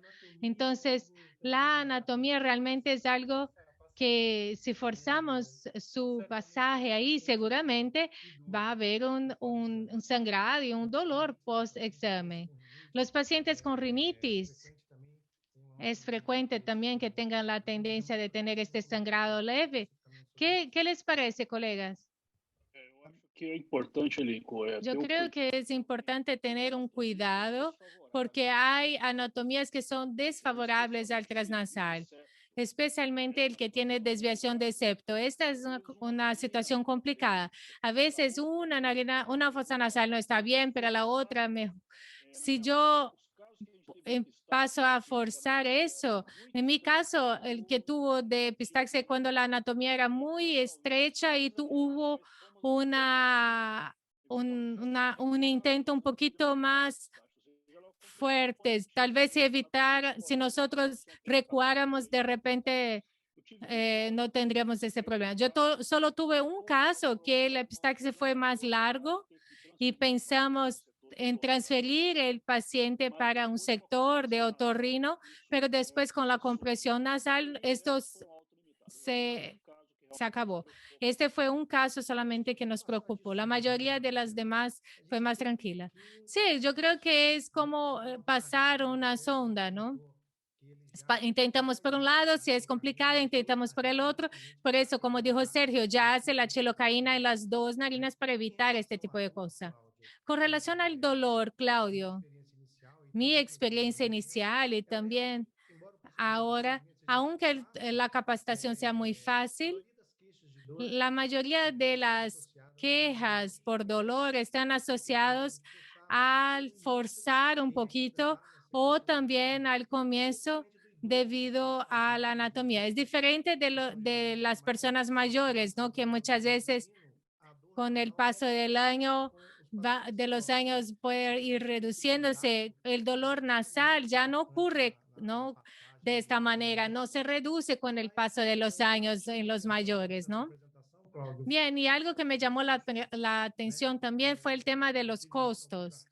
Yo estuve leyendo algunos artículos y hablan mucho con relación a la evolución que estamos ahora en las nuevas generaciones de productos que que hace que la diferencia en la calidad de la imagen y también de los costos vayan disminuyendo. Quiero escuchar también de Sergio, Víctor y de los demás que usan mucho este examen. Si ustedes tienen también esta impresión con los modelos más nuevos, ¿no? Que el costo todavía es muy diferente o ya es algo que está evolucionando y está un poquito más parecido ahora que tenemos NASOs de mayor calidad.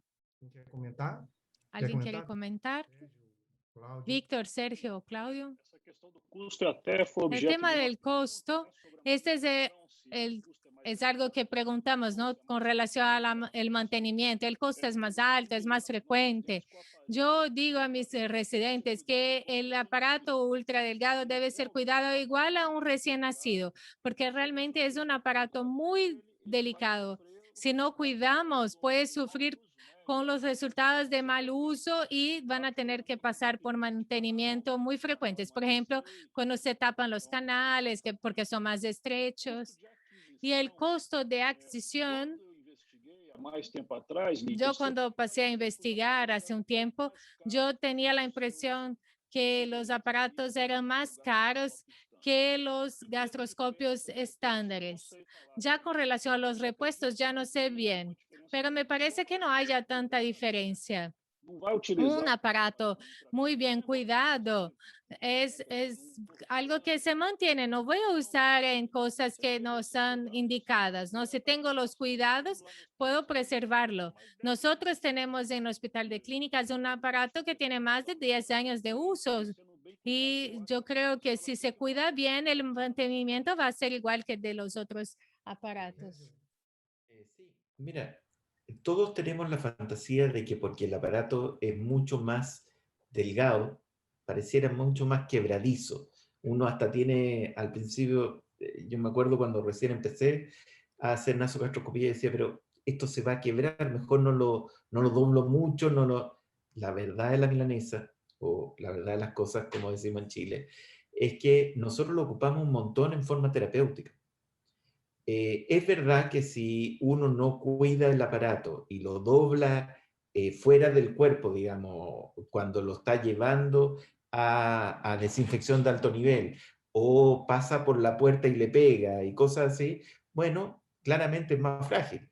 Pero por procedimiento en sí, nosotros no hemos tenido ninguna diferencia entre la cantidad de mantenciones que tengamos que hacerle o el costo de las mantenciones que le tengamos que hacer a un nasogastroscopio versus a un endoscopio normal. Obviamente que el principal riesgo está en el traspaso, en el traslado del endoscopio desde y hacia la zona de donde lo guardamos o en la zona de desinfección de alto nivel. Si nosotros tenemos cuidado ahí, el procedimiento en sí, como yo les insisto, nosotros hacemos un montón de tratamiento de fístulas, hacemos coledocoscopía con el nasogastro, realmente lo hacemos trabajar y no hemos tenido mayor cantidad de reparaciones secundarias al uso en el procedimiento. Digamos. Un comentario. Sí, por favor.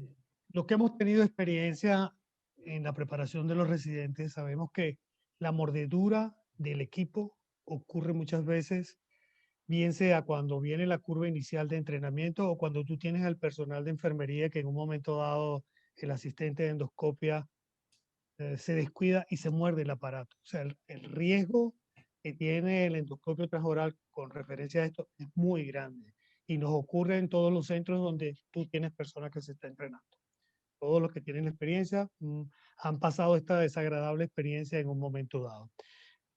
Tokuma tiene un trabajo publicado con referencia a lo que dijo el doctor Hashimoto y a mí me llamó muchísimo la atención. Hizo más o menos un análisis de lo que planteaste, pero también hace un análisis del número de exploraciones efectivas por equipo y al final dice que el número o la cantidad de procedimientos que se pudieron hacer entre los dos sistemas fue exactamente comparable. Por supuesto, eso es importante porque también está el operador en un momento dado. La mayoría de los daños que tienen los equipos están en la punta. Los que tienen los 590, pues no, la punta hay que cuidarla muchísimo. Eso es un área extremadamente frágil. Y lo otro es el personal que limpia, que hace la limpieza, la desinfección. Por supuesto, el manejo y los mandos de un equipo en un centro donde hagan por lo menos mensual unas 100 endoscopias, van a tener que llamar a cualquiera de los proveedores de Fujifilm para que les haga una revisión, porque bueno, el número de veces en que estás utilizando los mandos. Yo creo que ahí tendríamos nosotros que hacer un análisis quizás un poquito más individual. ¿Dónde se usa? ¿Cómo se usa? ¿Quién lo usa? Y la experticia del explorador. Sé que lo del dolor, estaba hablando con los otorrinos de la clínica y ellos acostumbran a hacer una enasoscopia con el instrumento rígido de entrada. Y ya cuando tienen hipertrofia de los cornetes o hay desviación, tratan de no utilizar esa área para introducir su nasoscopio. Y eso que sus nasoscopios son mucho más delgados, pero tienen una incapacidad que nada más tienen una deflexión arriba y abajo. Y tienen que hacer una rotación muy forzada. Ustedes los han visto haciendo un toque muy forzado para tratar de dar rotación, pero hace primero la observación de la cubana anterior y no entran, no se molestan en hacer ninguna exploración si ven desviación o hipertrofia del cornete, por el sangrado y por el dolor. Eu acho que aqui não se trata necessariamente de Bien, uma... aquí no estamos haciendo exactamente una comparación, sino mostrando las ventajas de un servicio. De repente hay que ir los dos endoscopios, ¿no? Porque así podemos ampliar nuestro abanico de actuación y de esta manera podemos hacer exámenes en pacientes que de repente tienen dificultades. Así que vamos a tener opciones, ¿no? En algún momento en la práctica clínica, elegir cuál es la mejor opción para este paciente, para este momento. ¿Cuál endoscopio voy a utilizar? Entonces, yo entiendo que estamos hablando aquí no de una comparación, sino que son para aparatos complementarios y que vienen a enriquecer cualquier servicio de endoscopia digestiva. Claudio, en tu práctica hospitalaria, ¿no? No voy a hablar de la terapéutica porque eso doctor Juan Manuel va a hablar, pero hablando de las ventajas de los exámenes pediátricos o pacientes de UCI que tiene riesgo de aspiración, ¿ya tienes alguna práctica o alguna experiencia de la utilización de transnasal en estos pacientes que no son necesariamente terapéuticos? Muy buena observación con relación a la diversidad de los dispositivos y aparatos. En los servicios grandes, es muy interesante tener este aparato ultradelgado. Si tenemos 50 tubos, tenemos ahora 2 ultradelgados y son muy importantes para estas situaciones que ya fueron mencionadas por Víctor y Sergio, como estenosis y la endoscopia, pacientes que tienen membranas de esófago, pacientes que tienen tumor de cabeza y cuello, para la orientación de gastrectomía endoscopia. Esto es súper importante debido a la técnica de tracción. Entonces, el endoscopio ultradelgado es muy usado como guía de procedimiento terapéutico, especialmente de estenosis, donde no podemos, donde queremos pasar la guía y si no tenemos la endoscopia es la nasoscopia es una manera de hacerlo, de pasar la guía sin ningún problema. Así que tenemos podemos utilizarlo de varias maneras como soporte terapéutico, no solamente diagnóstico.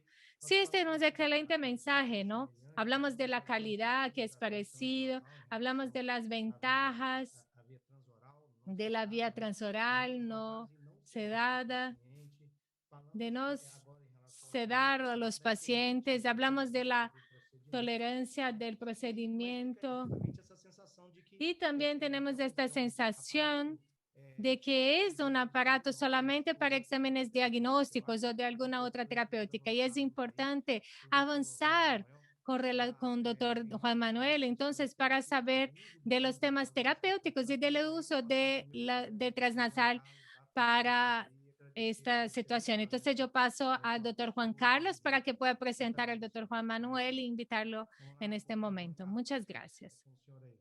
Bueno, excelente, excelente, doctor Hashimoto, su presentación. Bueno, Juan Manuel, llegó la hora. A tus órdenes.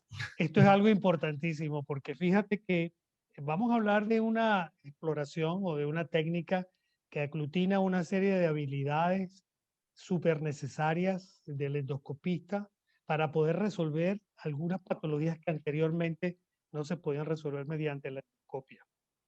Que vamos a hablar de algo fascinante. Yo estoy expectante por tu conferencia, creo que muchos están expectantes por tu conferencia. Así que vamos a hablar de la nasoendoscopia, que va desde el diagnóstico hasta lo que se llama el tercer espacio. Así que es tuya la pantalla. Bueno, muchas Bienvenido. gracias. Quiero agradecer a Fuji por la invitación para presentar esta nueva opción terapéutica en cuanto al gastroscopio ultrafino. Ya se ha mencionado cuáles son las indicaciones así someramente de tratamiento que podemos utilizar el gastroscopio. Entonces yo quiero presentarles la experiencia que nosotros tuvimos cuando empezamos con lo que se denomina actualmente la endoscopía del tercer espacio. Y algo que pocas veces hacemos es las recomendaciones para poner en práctica con nuestros pacientes. En cuanto a brincar del diagnóstico hasta el tercer espacio con el gastroscopio ultrafino, es una nueva utilidad del equipo que no es muy conocida, principalmente al hacer el POEM y el G-POEM. La incisión es mucho más pequeña, las características ya mencionadas nos permiten tener la misma visualización. Al tener un canal de trabajo que nos permite utilizar equipo, la misma capacidad de resolución de complicaciones, menor tiempo de miotomía, menor tiempo de tunelización, como les voy a demostrar, 2 o 3 clips para el cierre en lugar del doble. Se puede usar también como la incisura es pequeña, la mucosotomía es pequeña, se puede cerrar con cianoacrilato, lo que disminuye. En México el uso de una ámpula de cianoacrilato es más económica que, por ejemplo, que uno solo de los clips, menor dolor después del procedimiento y menor estancia intrahospitalaria. Entonces ese es el mensaje final. ¿Por qué he llegado a este mensaje final? Voy a hacer una pequeña introducción, cómo se hace el procedimiento, la experiencia del servicio y específicamente en un paciente con POEM y las conclusiones. Primero, nosotros tuvimos contacto a finales del 2014, prácticamente del 2015. Empezamos a trabajar con la nasogastroscopía, con el endoscopio ultrafino. Inicialmente, como ya se mencionó, básicamente es para procedimientos diagnósticos y se conoce como nasoendoscopía. Hasta el 2015 nosotros hacíamos más o menos 30 procedimientos en el turno matutino del servicio de endoscopía del Hospital de Especialidades del Siglo XXI. Poco a poco fue introduciéndose la anestesia para cada uno de nuestros pacientes para tratar de mejorar la tolerancia a los procedimientos. Hacemos mucha endoscopía terapéutica, entonces toda la endoscopía terapéutica se debe hacer con anestesia. Sin embargo, al hacer un procedimiento diagnóstico con anestesia, esto lleva más tiempo de preparación de anestesia, se tiene que despertar el paciente y nos llevó a tener una disminución del número de procedimientos a casi el 60%. ¿Qué trajo esto? Pues se retrasaron las citas y teníamos citas con un diferimiento muy importante. Y el gastroscopio, como ya se mencionó, se empezó a utilizar como una medida para aumentar el número de procedimientos y disminuir nuestro retraso en las citas en la endoscopía diagnóstica. El nuevo equipo, como ustedes ya saben, es imagen mejorada. Entonces el doctor Oscar Hernández dijo, oiga doctor, aquí cabe, en este canal de trabajo podemos meter lo que se necesita para hacer un POEM. Entonces, más o menos checamos que esto fuera cierto. El Libre Ignite de Herbe pasa bien a través del canal de trabajo. El Hemoclips Resolution de Boston Scientific pasan bien a través del canal del trabajo. Entonces se decidió realizar un procedimiento de POEM y se adaptó un cap transparente con una sonda adecuada para el equipo. ¿Cómo se hace el procedimiento? Aquí está el endoscopio ultrafino, ya preparado con la solución para hacer la infiltración. Aquí ven ustedes cómo Se ve el cap transparente adaptado de una cánula endotraqueal y aquí se ve el hybrid knife. Entonces, lo primero que se hace es la mucosotomía, se hace la tunelización, se hace la miotomía, se verifica que no haya mucosotomías y finalmente se colocan los clips. Esto se ve mejor en el video, se puede apreciar mejor. Aquí ustedes van a ver lo que el doctor Hernández llamó el Theme Poem. Entonces aquí tienes el modelo. Nosotros tenemos el modelo anterior, el 580, que fue con el que hicimos la experiencia. Tenemos aquí el hybrid knife para hacer prácticamente todo el procedimiento, todas las ventajas que tienen al utilizar este equipo. Y vean ustedes cómo pasa perfectamente los hemoclips. Le quitamos la camisa al Clipser Solution. Y entonces aquí estamos haciendo la incisión y la inyección. El segundo paso es la tunelización. Aquí estamos haciendo la tunelización. Pasamos a la miotomía de espesor total. Recuerden ustedes que el hybrid knife tiene corte y coagulación, entonces las complicaciones pueden ser resueltas. Aquí se observa la miotomía de espesor total, ya terminada. Hay un pequeño sangrado, se puede aplicar coagulación suave y se pueden tratar la mayor parte. Al tener un canal grande, la aspiración nos permite tener libertad para trabajar. Y como ustedes están viendo aquí, se puede cerrar con cianoacrilato. 1 o 2 ampolletas de cianoacrilato es suficiente para cerrar la mucosotomía. Y vean ustedes, ya queda sellado completamente. Y vean los cambios después de un mes. Este trabajo fue aceptado para publicación en Endoscopy, que apareció en el 2019. El objetivo fue evaluar la factibilidad de realizar el POEM con el gastroscopio ultrafino en pacientes bien estudiados con acalasia. Ya teníamos experiencia en este tratamiento. Se incluyeron pacientes consecutivos entre febrero del 2016 y abril del 2018 para ser llevados a cabo a POEM con el endoscopio ultrafino y se utilizó un método modificado de cierre con cianoacrilato. Se realizó seguimiento inmediato a los 3, 6 y 12 meses en la mayoría de los pacientes. Se incluyeron 45 pacientes con edad media de 45 años. La mayor parte de los pacientes, 24 de los 45, tenían acalasia tipo 2. El tiempo promedio para hacer el procedimiento fue de 54 minutos y la longitud media fue de 13.5 centímetros. El puntaje de ECAR inicial de 10 bajó a los 3 meses a 1 y el IRP de 25 a los 3 meses bajó a 8.5. El reflujo se confirmó a los 3 meses clínicamente en el 17%. Todos los pacientes tenían evaluación manométrica, endoscópica y radiológica. Y se realizó evaluación al mes, a los 3 meses, a los 6 meses y a los 12 meses. A los 3 meses el reflujo se confirmó en el 17%. Endoscópicamente se confirmó en el 20% y con pHimetría se confirmó en la mayoría de los pacientes, que fue el 53%, y en todos, al dar omeprazol, se mejoró la sintomatología de los pacientes. La conclusión de este trabajo es que el procedimiento de POEM es seguro, efectivo, eficiente, con buenos resultados a corto plazo en los parámetros evaluados, que son los que se evalúan a nivel de la literatura. Siendo más específicos, en esta nueva indicación es una incisión más pequeña, nos da una visualización exactamente igual que con el gastroscopio normal. Tenemos la posibilidad de resolver las complicaciones que se presentan.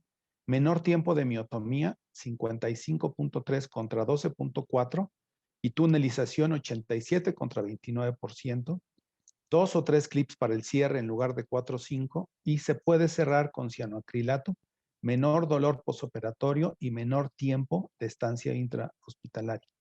Estos tiempos fueron tomados de una revisión que se hizo de la literatura.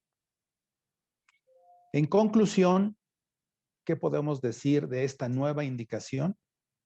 Que es una nueva utilidad del equipo. Ya se ha mencionado que por frecuencia del problema, donde más se puede usar es en el manejo de las estenosis. También se puede utilizar para la colecistoscopía, para otras indicaciones.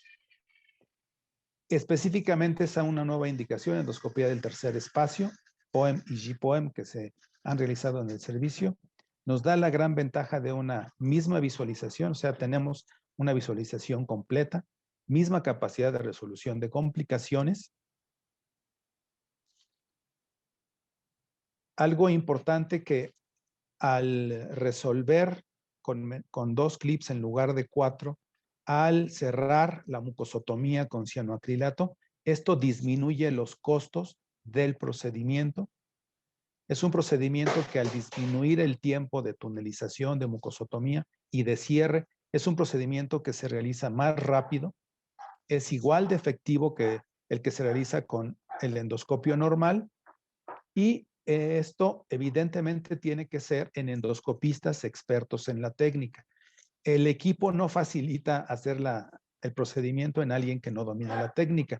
El equipo facilita en la gente que ya es experta en esto. Evidentemente, este es el primer estudio publicado en extenso y necesitamos más estudios y explorar otras indicaciones para tener más opciones terapéuticas con el gastroscopio ultrafino. Muchas gracias por su atención. Bueno, nada, maravilloso. Excelente tu presentación y realmente Gracias, Juan Carlos. uno se sorprende de lo que se puede hacer en un momento dado cuando se tienen las habilidades necesarias, como tú dices, y bueno, y la capacidad de un equipo.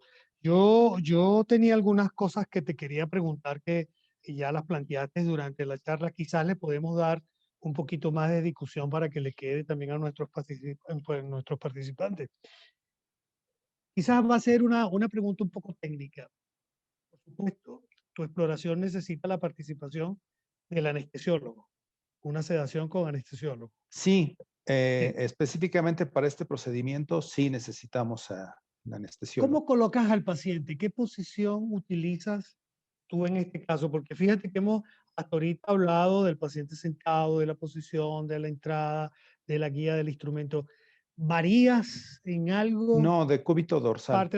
Lo pones de cúbito dorsal y no Intubado. tienes ningún problema. Intubado. Ok, perfecto.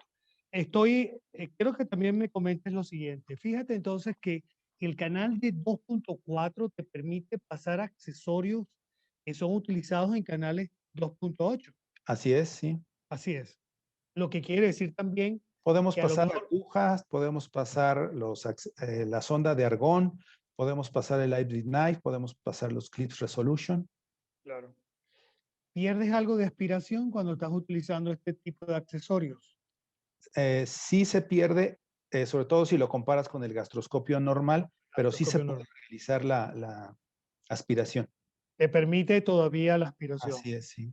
Me supongo que un tip que hay que darle a la gente que está oyendo es que hay que ser muy delicado en el pasaje del instrumento, sobre todo a ver qué angulación tiene la punta, ¿verdad? Así es, para sí. no pasar un mal rato de la... Aquí en el POEM, como estamos prácticamente rectos, no hay tanta dificultad para la introducción, pero digo, todos sabemos que mientras más fino es el accesorio, cualquier angulación va a costar más trabajo. Entonces, cuando tenemos que pasarlo con delicadeza, pero se puede.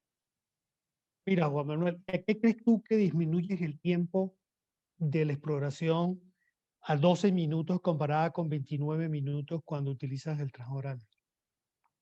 ¿A qué se debe? En cuanto al gastroscopio, nosotros hacemos el POEM vía transoral, digamos, ¿no? Claro. Pero cuando hacemos el procedimiento terapéutico, al hacer la parte, sobre todo cuando vamos empezando a hacer el POEM, donde más nos tardamos es en hacer la mucosotomía para poder entrar al tercer espacio, digamos. Una vez que estamos en el tercer espacio, la tunelización es, digamos que estamos hablando de gente que ya tiene experiencia más rápida. Entonces, cuando tienes un equipo que mide 9.8 y le pones el cap, esto se abre aún más, toma un diámetro mayor a 10.5. Cuando tienes un equipo de 5.9, le pones el cap y sube a 6.5 milímetros. Entonces, hacer el corte, hacer la incisión de la mucosa es mucho más rápida porque necesitas hacer un corte más pequeño para poder introducir el equipo, ¿no? Déjame hacerte la última pregunta para darle chance a los panelistas que le veo que tienen muchísimas ganas de preguntar. Dime algo, ¿tú te crees que Juan Manuel nos va a traer en el futuro los casos de disección submucosal con la técnica de tunerización en lesiones submucosas Claro, a nivel? Ok, claro que esa es sí. la pregunta. Necesito sus opiniones. Cuéntenme, ¿qué les pareció esta exploración del tercer espacio? Manuel, quando tem sangramento, Cuando hay un sangrado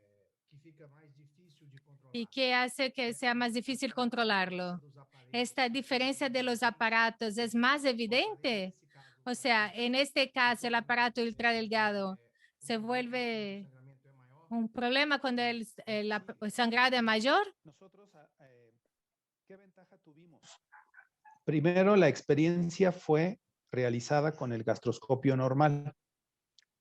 Digamos que cuando ya estaba dominada la técnica y con el equipo de Hybrid Knife, que puedes hacer coagulación suave o coagulación forzada, afortunadamente no tuvimos ningún sangramiento que no se pudo controlar con este equipo.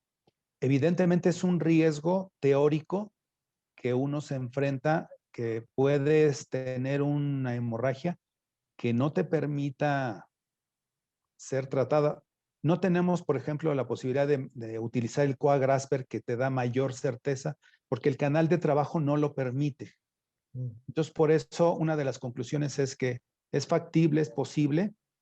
Necesitamos más experiencia para poder definir cuántas complicaciones no se pueden resolver. Nuestra serie es pequeña, bueno, ahorita ya hay un poquito más de experiencia y afortunadamente no hubo ningún sangrado que no se pudiera tratar con este equipo. Cuando empezamos con la técnica, a veces no lográbamos distinguir los vasos grandes, que con el coagrasper puedes coagular en los dos lados antes de cortarlos, ¿no? Actualmente se puede hacer y con coagulación forzada podemos hacer el mismo trabajo que con el coagrasper. Excelente, parabéns pela aula, muito bom. Gracias. Sí, Sergio. Muy bien, excelente. Me gustaría primero felicitarte porque no se me Gracias, había Sergio. ocurrido a realizar. Yo hago harto poema y no se me había ocurrido nunca utilizar un... Vas a estar de este lado de nosotros. Te va a gustar, te va a gustar. Dentro de las cosas que me llamó la atención es que el canal 2.4 permite también, bueno, yo ocupo 2.4 ahí, de 2.2 y 2.4, digamos. Pero el 2.4 permite perfectamente también, tengo entendido, yo uso Flash Knife para hacer poem. Igual que la ISD, ocupo el cap cónico también, que me gustó mucho el cap que ustedes fabricaron. Fabricamos. Muy, muy adecuado, digamos, y claramente lo estoy viendo porque yo estoy haciendo hartos TED de duodeno y ISD de duodeno. Y viendo lo que tú nos acabas de contar, no se me había ocurrido hasta ahora, pero sería bastante factible utilizarlo en STEM duodenal y en ISD duodenal y en G-Poem, digamos. En G-Poem debería tener una ventaja aún mayor que en el poem mismo, por la dificultad y el poco espacio que uno tiene al hacer la miotomía al pasar por el píloro, digamos. Así que es muy buena idea y pretendo utilizar, ahora que nos van a llegar además los Flash Knife más delgaditos, que me gustaría a ver si la gente de Fujifilm nos puede comentar algo al respecto, pero todavía no me han llegado, si son realmente utilizables vía canal 2.4 o no, sería súper importante. Pero fíjate lo interesante de esto, ¿no?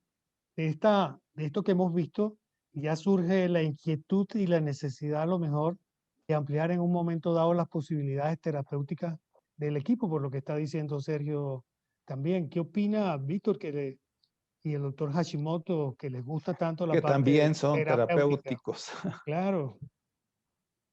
No, No se muchas copien gracias, el CAP, excelente. no se copien el CAP de Juan Manuel porque lo va a patentar. Deje que lo patente, por favor. No le pregunto. Es cierto. No, yo conozco a Juan Manuel desde hace mucho tiempo y sabemos su expertise ahí terapéutica. Así que lo primero que quiero decir que ha enfatizado Juan Manuel que ella tiene mucha experiencia con el POEM tradicional, que cuando fue que arrancó a hacer con este aparato ultra delgado que requiere aún más atención para que no ocurra un sangrado que pueda dificultar o empeorar el campo de visión. Pero Juan Manuel, salió una pregunta muy interesante acá en el chat del doctor, déjame ver aquí dónde está. Así, del doctor Daniel Tepedino, que nos pregunta cómo imaginan usos futuros de este tipo de equipos. Yo voy a hacer un comentario y quisiera escuchar su opinión sobre esto. Yo creo que la industria necesita cada vez más producir accesorios compatibles con estos equipos y esto va a ser una revolución porque yo veo tantas opciones de uso del endoscopio ultradelgado en el campo terapéutico, en las resecciones endoscópicas, además del POEM, pero aún falta que tengamos estos accesorios propios para eso, ¿no? Ultradelgados también. Quisiera escuchar su comentario en esto, ¿cómo ve el futuro de toda esta herramienta como un método terapéutico? Sí, estoy de acuerdo contigo. La endoscopía va a ser prácticamente terapéutica, la cápsula va a ser diagnóstica y entonces tú vas a entrar a hacer procedimientos terapéuticos. Ahorita la gran limitante, que espero que Fuji al estar relanzando en América Latina el gastroscopio con un canal de trabajo, también ya tiene accesorios, pueda darnos una amplia variedad para que podamos escoger y sentirnos seguros al hacer las nuevas intervenciones, porque como platicamos, ¿no? Puedes abordar estenosis, puedes revisar el colédoco, puedes hacer el G-POEM, puedes hacer un STER, puedes hacer muchos procedimientos que cada vez se van a hacer con mayor frecuencia en la endoscopía terapéutica. Yo quiero aprovechar para reconocer esto fue posible gracias a la inventiva de Óscar Hernández, que actualmente es el jefe de servicio del hospital donde ya me jubilé y es lo que yo llamo un loco de la endoscopía, pero un loco bueno, un loco propositivo, pues, así como algunos de los que estamos aquí. Está bueno. Doctor Hashimoto. Doutor Blancas, parabéns, excelente apresentação. Felicitaciones. Aquí es pionero en el uso de aparatos ultra delgados y el primer reporte fue del doctor Hernández y ayudamos a escribir también un resumen para el diagnóstico y me pareció fantástico la ventaja del aparato ultra delgado de POEM. Ahora es importante que la empresa pase a invertir también en accesorios creativos y uno de los desafíos del ultra delgado, tanto en G-POEM como en POEM convencional, pacientes que tienen mega o esófagos muy largos, sería la falta de torque de este aparato ultra delgado. Tal vez introducción para que pueda ayudar en la terapia con más firmeza, ¿no? Y también, como vemos eventualmente en estudios experimentales, el uso de 2 aparatos ultra delgados para terapia, ¿no? Tal vez este es algo muy prometedor para el futuro, ¿no? 2 operadores, 2 procesadoras, 2 aparatos ultra delgados para terapias complejas, como de ESGs y lesiones grandes, ¿no? Tal vez esta sea una propuesta prometedora para el futuro, ¿no? Así es que ya tiene trabajo Fuji. Y Boston y Wilson. Hay una pregunta que está en el chat que mencionan si utilizas algún instrumento o algún accesorio especial para el sinacrilato cuando lo colocaste. No, la cerrar. aguja de esclero, con la aguja de escleroterapia. Perfecto. Ya está respondida la pregunta. ¿Tenemos alguna otra intervención, doctor Lincoln? ¿Algún otro comentario? Eu só gostaria de reforçar a questão Lo único que quiero es reforzar el tema de las estenosis. Muchas veces utilizamos en casos, en pacientes de estenosis muy severas que son enviadas para gastrostomía y tenemos la oportunidad de usar los aparatos ultradelgados en vía retrógrada y muchas veces pasar la guía, que muchas veces no podemos pasar desde arriba hasta abajo, podemos hacer así. Esta es una opción más también con la endoscopia y estas terapéuticas. Y a futuro tal vez la diversidad de aparatos va a hacer con que logremos cada vez más esta endoscopia. Bueno, yo quiero, perdón, Sergio. Sí, Y hay un Sergio. campo que no hemos tocado y sí hubo una pregunta ahí que yo respondí en el chat, que es con respecto al uso pediátrico de estos, del endoscopio ultrafino. Y yo comentaba ahí en la respuesta que nosotros hacemos desde recién nacido en adelante. Y tenemos bastante experiencia en lactantes, digamos, en pacientes post-atresia, en fístulas, en niñitos muy pequeños, ¿cierto? Y que son además no solamente pequeños de edad, sino que pequeños de peso y pequeños de formación, digamos. Y nos ha ayudado un montón el nasogastroscopio de canal ancho, es decir, el de 2.4. Pues nos permite hacer muchísimo, no solamente terapéutica, sino que nos permite estar al mismo tiempo en el esófago y en la vía respiratoria, ¿cierto? Y hacer terapias combinadas. Y eso es algo que no tocamos acá, pero que sí es sumamente interesante y tanto para los gastroenterólogos infantiles como para los endoscopistas en general que usan que hacen terapéutica en niños desde recién nacido en adelante. Bueno, yo quisiera más o menos ir cerrando un poco ya nuestra reunión y, y quiero más o menos plantear algunas de las cosas importantes que hemos discutido. Fíjese que empezamos por lo básico de la técnica y la comparación y luego nos paseamos por las indicaciones realmente diagnósticas que en un momento dado podemos tener con la endoscopia transnasal, la comparación de los equipos entre transnasales y orales y el final, que es los nuevos usos que podemos tener con este instrumento, el nuevo campo terapéutico desde el punto de vista endoscópico que se abre con el uso del equipo. Yo creo que está claro el mensaje que hemos dejado en el ambiente, es que la endoscopia transnasal, indudablemente con estos equipos ultrafinos, es un método alternativo, y es un método alternativo de la endoscopia transoral, con o sin sedación. De eso hemos estado claros, que tiene seguridad, que está bien tolerada, que reduce la incomodidad del paciente y que por supuesto también reduce algunos inconvenientes que da la sedación en la endoscopia transoral. Que la introducción de estos nuevos equipos ultrafinos que tienen estos canales ya un poco mayor de 2.4 va a permitir, por supuesto, la posibilidad de ampliar la parte endoscópica desde el punto de vista terapéutico. Y si le anexamos a esto la nueva tecnología de imágenes, se nos está abriendo un campo muy importante porque está comparado con el uso de lo que yo creo que es el objetivo de todo gastroenterólogo, el diagnóstico precoz de muchas lesiones del tracto digestivo, como lo demostramos con el uso en el screener de patologías de esófago y en el screener o en el cribado de patologías neoplásicas del estómago. Creo que las comparaciones de precio en un momento dado, eso lo va a dar el tiempo, la aparición y el uso y digamos la oferta y la demanda que va a estar en el mercado. Yo creo que lo que estamos haciendo es simplemente abriendo un nuevo campo. Creo que esto no ha terminado con este webinar. Creo que este webinar es el comienzo de unas nuevas reuniones en donde vamos a oír nuevamente una serie de experiencias de ustedes, mucha de la gente que está participando en el mismo. Quiero darles las gracias a todos los participantes porque la verdad es que yo en especial lo he disfrutado, lo he pasado muy bien. Sé que esto es el sentimiento de todos los participantes. Quiero que el doctor Lincoln también se despida para yo terminar entonces con el webinar. Doctor Lincoln.